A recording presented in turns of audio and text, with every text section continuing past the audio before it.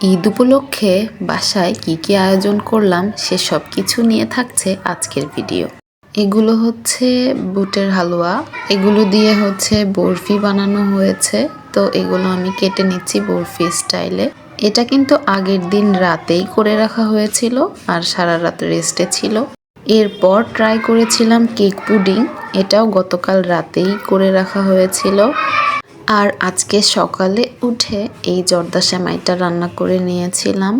আর রান্না করেছিলাম নুডলস।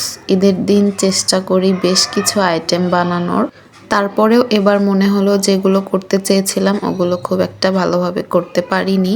সকাল সকাল খাওয়ার জন্য লুচিও বানিয়ে নিচ্ছিলাম। লুচিগুলো মাশাল্লাহ ভালোই ফুলেছিল আজকে। এই তো এক এক করে সবগুলো লুচি ভেজে নিয়েছি, এরপর পরিবেশনের পালা। তো এখানে আমি লাচ্ছা সেমাই বেড়ে দিচ্ছিলাম। ঈদের আগের দিন থেকে শুরু হয় সব প্রিপারেশন, ইভেন ঈদের দিনেও বেশ অনেক কিছু আয়োজন করতে হয়। সকাল সকাল উঠে সব কিছু করে সুন্দরভাবে একটা প্লেট সাজিয়ে নিয়েছি। আর এই যে আমার কাণ্ড, চাঁদ রাতে মেহেদি না দিয়ে দিয়ে আমি কি করেছি, ঈদের দিন মেহেদি দিয়ে দিতে বসেছি। মেহেদি দেয়ায় আমি খুব একটা এক্সপার্ট না, তারপরে যেটুকু পারি ছোট বোনকে দিয়ে দিচ্ছিলাম আর কি। মেহেদি দেয়া শেষ করে চলে গিয়েছিলাম দুপুরের রান্নাবান্নার আয়োজনে। মামুনি আগেই গরুর মাংস রান্না করে নিয়েছিল, তারপর আমাকে বলেছিল ডিমের কোরমা আর রোস্টটা রান্না করে নিতে। তো আমি মেহেদি দিয়ে দেয়া শেষ করে প্রথমেই ডিমের কোরমাটা রান্না করে নিলাম। এই তো এটা রান্না কমপ্লিট। এখন রান্না করছিলাম হচ্ছে মুরগির রোস্ট। তো প্রথমে এটা একটু লবণ দিয়ে ভেজে নিচ্ছিলাম। এরপর হচ্ছে রোস্টের মশলাটা খুব ভালোভাবে কষিয়ে নিয়েছিলাম। তারপর ভাজা মাংসগুলো দিয়ে দিলাম। এরপর এই তো দুধ দিয়ে দিলাম। এখন এটা ভালোভাবে রান্না করে নেয়ার পালা। আজকের রোস্টটা হচ্ছে রেডি মশলা দিয়ে রান্না করেছিলাম, তবে যা বুঝলাম রোস্ট এমনিতে বাসায় যে রেসিপিতে রান্না করা হয় ওটাই বেশি মজা হয়।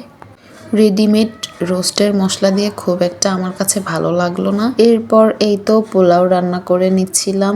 মানুষ বড় হওয়ার সাথে সাথে সবকিছুই বদলে যায়। ছোটবেলায় ঈদের দিনে যেরকম আনন্দ করতাম, বড় হয়ে সেই আনন্দগুলো আর নেই।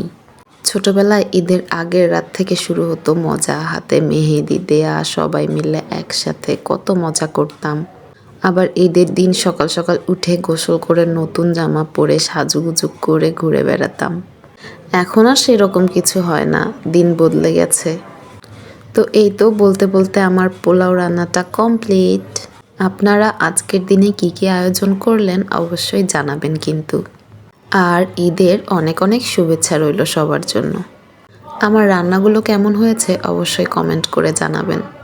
নিজের রান্নার প্রশংসা করতে নেই, তবে এই ডিমের কোরমাটা আমার কাছে বেস্ট লেগেছে।